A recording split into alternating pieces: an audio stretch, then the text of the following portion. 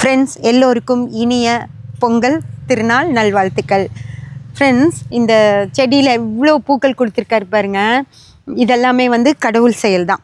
இந்த செடியை படைச்சது கடவுள் தான். இந்த பூக்களை நமக்கு கொடுக்கறது கடவுள் தான். இந்த மாதிரி நமக்கு எல்லாமே கொடுக்குற கடவுளுக்கு நம்ம நன்றி சொல்கிற நாள் தான் பொங்கல் திருநாள்.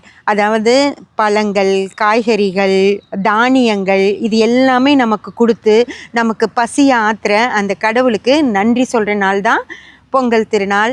அதே போல் நமக்கு இந்த தானியங்களை எல்லாம் விளைவிச்சு கொடுக்குற விவசாயிகளுக்கு நம்ம நன்றி தெரிவிக்கிற நாள் தான் பொங்கல் திருநாள். இதுதான் நம்ம காலையில் சூரியனுக்கு, அதாவது சூரியன் இல்லை அப்படின்னா எந்த ஒரு தாவரமும் வளரவே வளராது. அதனால் நம்ம பொங்கல் அன்னைக்கு தை 1ஆம் தேதி ஏதோ ஒரு நாள் நம்ம நன்றி சொல்கிற நாளாக வச்சுருக்கணும் இல்லையா?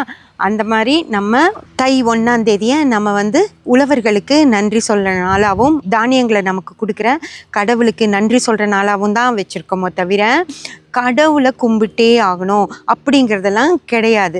எல்லாரும் சொல்கிறாங்க இல்லைங்களா, இந்த நேரத்தில் பொங்கல் வைங்க, அதாவது ஆன்மீகவாதிகள், ஜோதிடர்கள் எல்லாம் இந்த நேரத்தில் பொங்கல் வைங்க, இதுதான் நல்ல நேரம் அப்படியெல்லாம் சொல்கிறாங்க இல்லையா? அப்படியெல்லாம் ஒன்றுமே கிடையாது.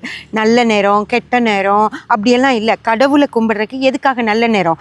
விவசாயிகளுக்கு நன்றி சொல்கிறதுக்கு எதுக்கு நல்ல நேரம்? அதனால் இந்த நேரத்தில் தான் பொங்கல் வைக்கணும் அப்படின்னு சொல்கிறது எல்லாம் எடுத்துக்காமல் காலையில் சூரியன் உதிக்கும் போது அழகாக குளித்து பொங்கல் வைக்கணும் அப்படிங்கிறத முடிவு பண்ணி வச்சுக்கோங்க.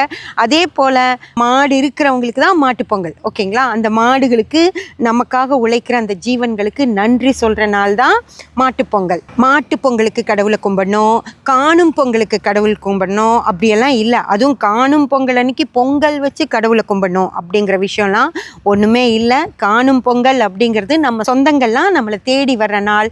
அந்த சொந்தங்களுக்கு நம்ம பொங்கி போடுற நாள், அதுதான் காணும் பொங்கலோ தவிர காணும் பொங்கலுக்கு பூஜை பண்ணி பொங்கல் வச்சு பூஜை பண்ணி சாமியை விழுந்து விழுந்து கும்பிடணுன்னு அவசியம் இல்லை. நீங்கள் நிம்மதியாகவும் சந்தோஷமாகவும் இருக்கிற நாள் தான் காணும் பொங்கல். அதனால் கடவுள் கடவுள் கடவுள் நினைக்காம உங்களுக்கு எவ்வளோ சந்தோஷமாக நீங்கள் இருக்கீங்களோ அந்த அளவுக்கு கடவுள் சந்தோஷப்படுவார். நீங்கள் அந்த மாதிரி கடவுளை கும்பிடுங்க. எல்லோருக்கும் இனிய பொங்கல் நல்வாழ்த்துக்கள்.